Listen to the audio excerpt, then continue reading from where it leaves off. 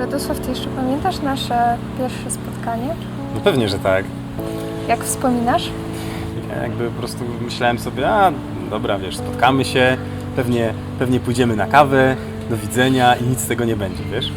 No ale tak naprawdę już momentem przełomowym było to pierwsza sytuacja, gdy Cię zobaczyłem.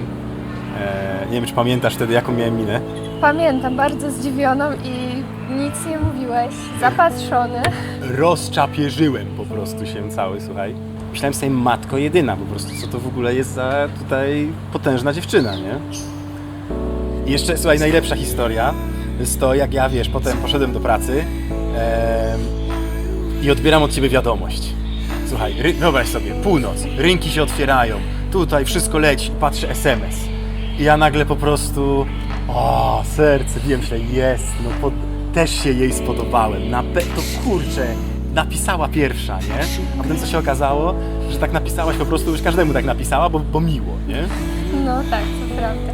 Ale no rzeczywiście, SMS to było coś, co każdemu bym napisała, ale to nie znaczy, że nie zrobiłeś na mnie ogromnego wrażenia. Ja też miałam... A ja już po prostu tam napisała.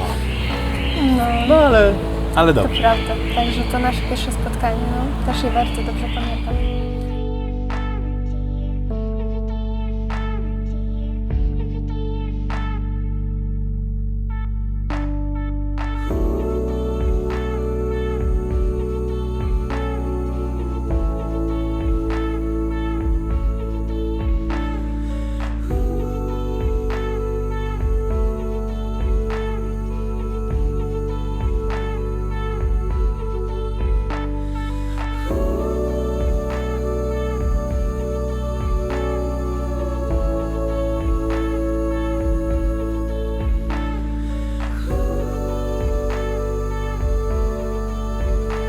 Kochany Radosławie, w dniu naszego ślubu chciałabym z całego serca podziękować Ci za każdą wspólnie spędzoną chwilę.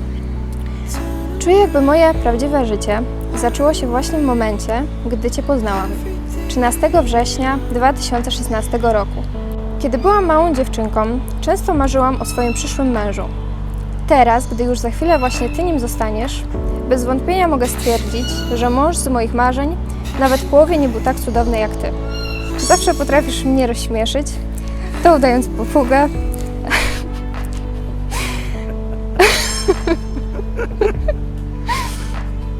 a to opowiadając historię o księżniczce Zosi, a to znów śpiewając wesołe piosenki.